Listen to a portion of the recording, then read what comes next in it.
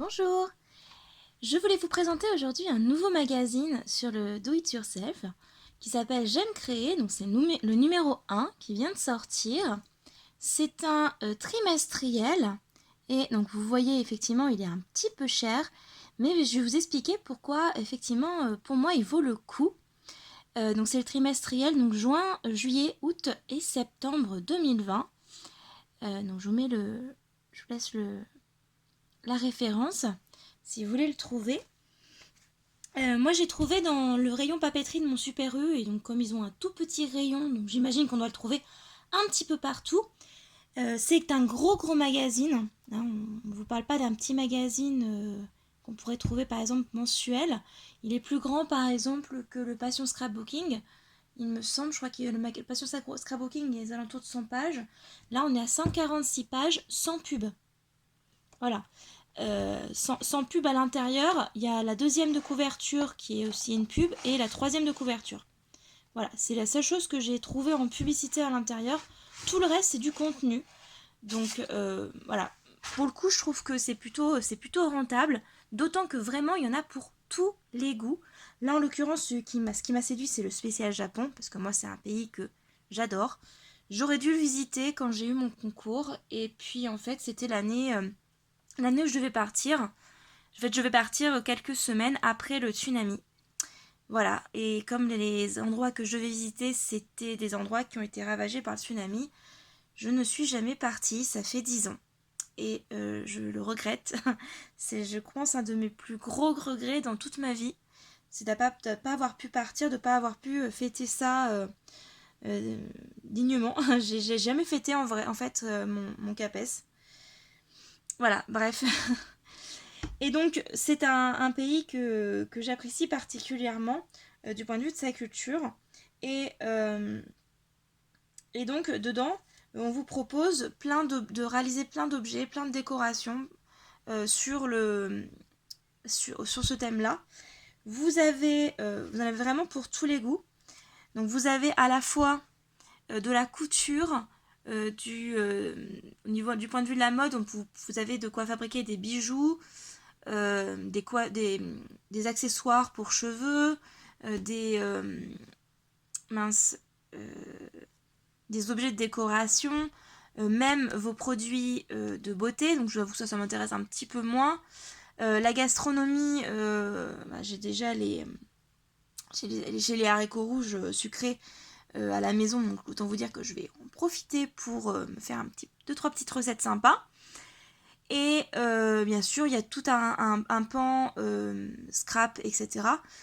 Et à chaque fois, je vais vous décrire en fait le sommaire. Je vais bien sûr pas vous montrer l'intérieur, évidemment.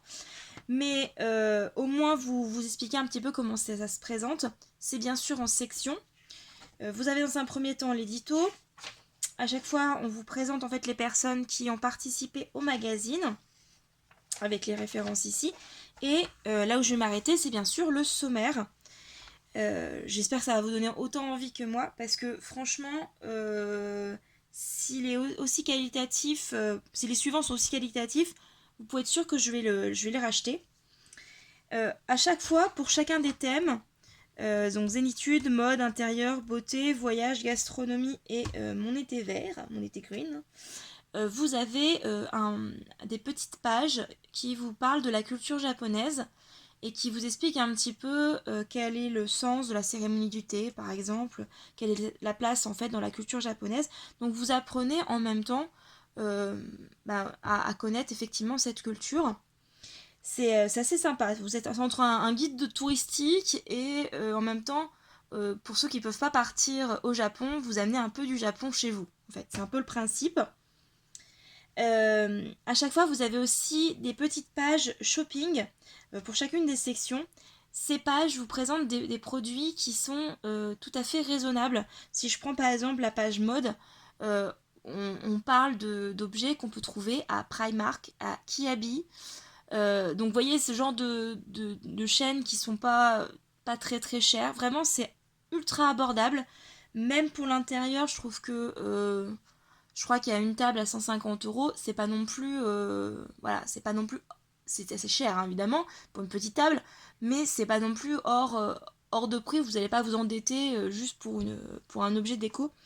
Donc je trouve que c'est quand même plutôt raisonnable. C'est pas, on n'a pas juste à s'imaginer qu'on peut aménager effectivement son intérieur. Là pour le coup c'est réaliste et c'est ce que je trouve plutôt sympa. Donc si on prend la section zénitude, on vous propose de faire par exemple des barrettes cerisier ou alors de décorer votre intérieur avec les fleurs de cerisier. Vous savez que les sakuras font partie intégrante de la culture japonaise. Il y a à la fois des DIY pour petits, donc comme je l'ai dit, des barrettes, donc toutes petites, ça se compte à l'échelle du centimètre, mais également, par exemple, le DIY porte sacrée, c'est carrément pour faire votre tour de porte. Et c'est pas juste un petit objet à mettre sur la porte. Non, non, on parle vraiment du tour de la porte. Donc, 2 mètres sur 1,50 m, voyez, de large. C'est vraiment un bon objet de décor. Ce qui est intéressant, c'est que chacun des DIYs est très très simple. Et en même temps, on se dit, bah oui, il fallait y penser. Donc, c'est intéressant dans le sens où même si vous n'êtes pas très très doué de vos mains, et ben en fait, ce sera quand même assez facile pour vous de le réaliser. Vous pouvez également le réaliser avec vos enfants. Moi, par exemple, j'ai vu avec mes enfants que je pouvais par exemple faire donc les barrettes cerisier. Du point de vue de la mode, non, la zénitude, j'ai vu un éventail déco fait avec du masking tape. Et ben voilà, mes enfants, ils ont 3, enfin bientôt 4 et 6 ans. Effectivement, ils ont l'habitude de faire des objets avec moi, mais pour le coup, je trouve qu'il y a des choses qui peuvent être faites vraiment très facilement, y compris par des enfants.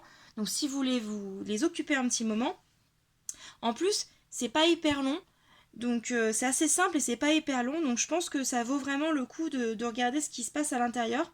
Donc la partie mode évidemment elle est plus axée couture. Hein. Y a également de la broderie, moi ce qui m'intéresse surtout c'est donc la... Ah non c'est l'intérieur. Ici c'est par exemple la housse de coussin brodée avec des motifs japonais. Je vous avoue que celle-ci, elle m'a pas mal intéressée. Je pense que je vais faire un tour du côté d'Artemio qui a lancé des pochoirs broderie. Je vous le conseille, franchement, elles sont magnifiques ces pochoirs. Je pense que je vais me les acheter. Donc il y a de la peinture, il y a du scrap, il y a de la broderie, il y a du papier mâché, il y a de quoi faire là, par exemple une tête de lit nature avec des bambous. Enfin, c'est génial. Il y a vraiment il y a vraiment pour tous les goûts. Du point de vue de la beauté, je vous avoue, c'est la section qui m'intéresse le moins. Vous pouvez fabriquer votre propre eau tonique, voilà, au yuzu. Donc le yuzu, vous savez, si je me trompe pas, c'est un agrume qui est typiquement japonais. Donc au niveau du voyage,